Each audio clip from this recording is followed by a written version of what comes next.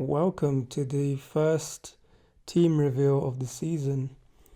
My name is Sam and I run the FPL Fulcrum website, and I've just ventured into YouTube, and I'm going to be doing a weekly series where I cover my team selections for my personal fantasy Premier League team. So every game week, whether it's on a Thursday or a Friday, I'm gonna do a video where I break down my selections for my team, and hopefully you'll find the information useful for yourself so that it can inform your own decision making for your own team. So let's just get into it. So this is my current team. I am set to go ahead and start with this team for game week 1. And yeah, I've got a number of players who I feel that will perform in the first couple of weeks of the season. And I'm just going to take the time to basically explain the reasons behind my selections. So as you can see, Fantasy Premier League, at the beginning of the season, you get unlimited transfers. You have the choice to bring in any player that you like based on the £100 million budget, and you basically have to spread that budget over a number of different players. And this is the final draft that I ended up with after, say, quite a few hours of tinkering. And yeah, these are the picks that I'm happy with, and hopefully they will perform for me in the first game week of the season. So I'll go ahead and start with the goalkeeper I will pick for the first game, and that is Jordan Pickford. It's not really much of a toss-up between Pickford and Henderson for the first game, because I feel like Brentford, Henderson's got Brentford away from home, and I feel like that will be a bit of a tricky fixture for Crystal Palace. And I've gone for Pickford because Everton really performed well last season when it came to clean sheets. I think Pickford had the second highest number of clean sheets, and Everton really performed well when it came to various defensive stats. As you can see on the screen, I've listed a number of defensive stats that showed that Everton really were able to perform at a high level defensively last season. And that uptick in defensive performance came in when Sean Dyche was appointed the manager, and he really solidified the Everton defence. So going into this second season, I really feel like Dyche will have had time to work on the training ground with the team, and he'll really help Everton pick up more clean sheets as the season goes on. So Pickford is my number one keeper for this week, and you can see on the screenshot pictured that Henderson and Pickford rotate quite well for the first 6 game weeks. I know Pickford is 5 million, and you wouldn't really try and rotate a 5 million goalkeeper. The meta is to basically rotate between 4.5s or a 4.5 and a 4.0, but I feel like I'm happy with this, and I'm just going to be rotating Pickford and Henderson. As you can see, Pickford's got Brighton at home this week. Then next week I'm going to play Henderson most likely because Pickford has Spurs away. And then the other week Pickford's got Bournemouth at home, who recently lost Dominic Solanke to Spurs, so that might impact their attacking performance. They lost their key striker, so I'm backing Everton to get a clean sheet there. Then the next week I've got Henderson against Leicester, because Leicester are new to the league again.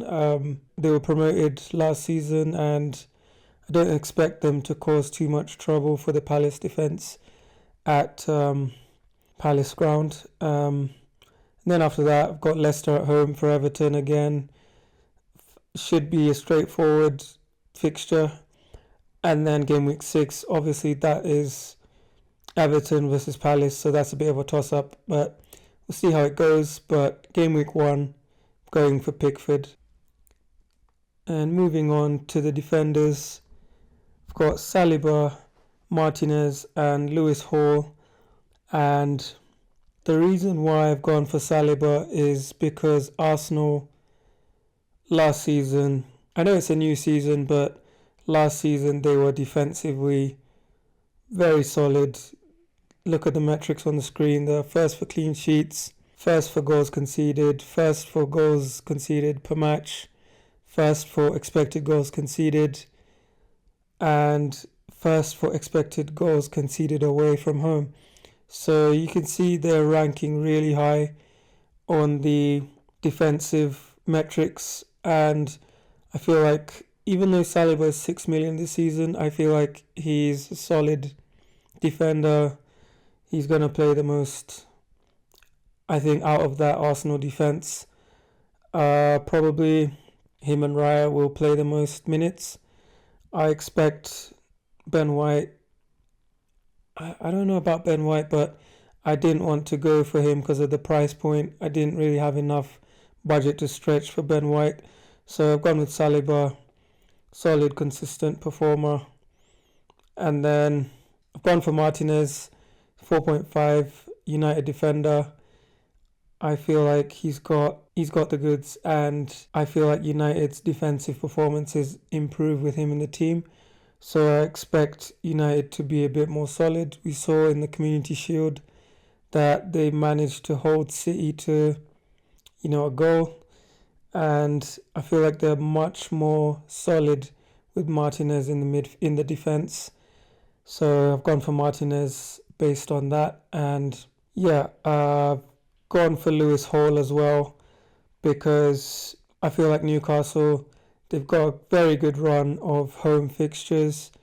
As you can see, they've got a good run of easy fixtures, well, relatively easy fixtures on paper.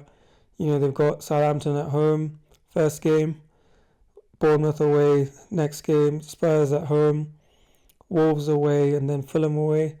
And I'm expecting Newcastle to be much more solid defensively this season because they're not in the Champions League, and the return of Joe Linton into the midfield allows them to, press higher up the pitch, win the ball back in more advanced areas, and he offers a better screen than other personnel in the team. So he offers a great defensive screen for those in front and those behind. So I expect Lewis Hall to start. He started most games in pre-season. Obviously, it is a bit of a toss-up between Burn and Hall, and I settled on Hall because I felt that he's going to be more likely to get attacking returns bombing down that left wing. So gone for Lewis Hall there, and those are my 3 defenders to start the first game week. When it comes to midfielders, you see I've got a very strong lineup of midfielders here.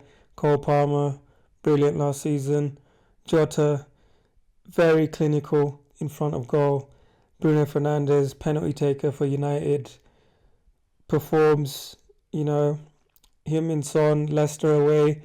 I've got Son in for the first game, and I might switch him in the second game to a Man City midfielder because Man City have got a good run in game week 2 and beyond. So Son is more of a placeholder at the moment, and then Anthony Gordon. Newcastle's home fixtures are basically Newcastle's games to start the season are very, very good, and Anthony Gordon, I think, will deliver. And I've based these selections on the overall opponent defense strength, and I have a fixture difficulty tracker that I will be making available in the coming weeks, and it basically allows me to select a difficulty, and I've allocated ratings for the strength of each team's defense based on a 1 to 5 scale. So I've basically sorted the first 5 game weeks, and I've sorted the easiest fixtures on top. So you can see Newcastle, Liverpool and Manchester United are all featuring here. And that's why I've basically gone for Gordon, Fernandes and Jota, because I've based my selections a bit based on, the strength of the opposition defense that they'll be facing in the first 5 game weeks of the season. So those are my picks for midfield. And I've gone with Cole Palmer because I really think Palmer is going to, do as well as he did last season. He missed the beginning of last season and he's got more games to deliver more points. So I expect a strong start. Man City is his former team. I expect him to maybe get an assist or a goal there. Man City, not the strongest defense, I'd say. They are one of the strongest defenses in the league, but I am backing Palmer. Chelsea at home, I'm backing them to score there, and I think Palmer will be involved.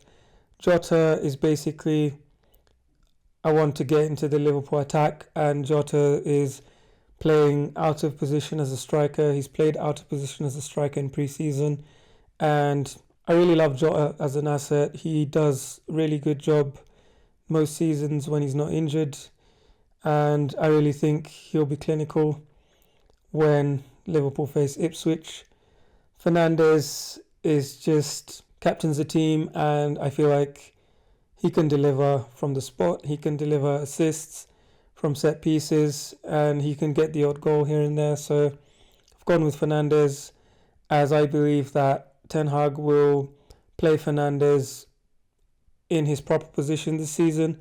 I noted that last season Fernandes was often deployed deeper because United didn't have a solid midfield pivot to progress the ball forward, but Kobbie Mainoo should be able to perform that role, and I expect Fernandes to be involved in more advanced areas this season. United, obviously, Community Shield didn't have a striker. Fernandes played up front, and he might play in that position again. It's a wait and see, but if he plays in those advanced positions, I'm expecting some good returns there. Heung-min Son is a decent pick for the first week because I feel Leicester away, Leicester promoted team. I expect Spurs to be on their game, and I think Son, with the introduction of Solanke into the team, Son will have less of a focus, less of a central focus, so defenders will have to be, divide their attention between Solanke and Son himself, and then there's Brennan Johnson on the right. So I feel like Son will get some space, and I think he'll deliver against Leicester, who haven't really looked great in the pre-season, but obviously take pre-season fixtures with a grain of salt. But Leicester haven't looked particularly good in pre-season, so I'm backing Son there. And Gordon, obviously home fixture. Gordon does really well at home. We saw last season that he delivered in, I think, 90% of the home games, so I'm expecting him to get a goal or an assist come the weekend. And finally, I've got the forwards. I've gone for Alexander Isak and Kai Havertz. And basically, my reasoning for the Isak pick is based on what you can see on the screen. His stats for last season were very good. He was the second highest goal scorer after Erling Haaland, 21 goals. And you can see his stats are really good. His non-penalty XG is very good. And he's on penalties as well. He missed one last season, although I think he converted the other 5.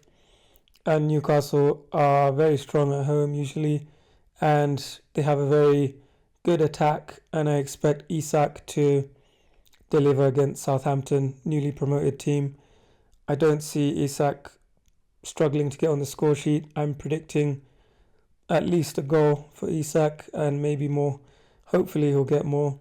Kai Havertz towards the end of last season was great because He was playing up front, and obviously his position has been changed to a striker this season, but I still feel like he'll play up front. And with Declan Rice slotting back into the left central midfield spot, I think Havertz is going to go back up top, and Jesus, I think, will be on the bench. So I'm seeing Havertz being able to get on the score sheet. Wolves is not a particularly easy fixture by any means. Gary O'Neill does a good job of organising the defence, and I think that it's not going to be a walk in the park for Arsenal, but I still expect Havertz to do decently well there. And as you can see, my captain is Alexander Isak. Got to back Isak this week. I feel like it's Southampton at home.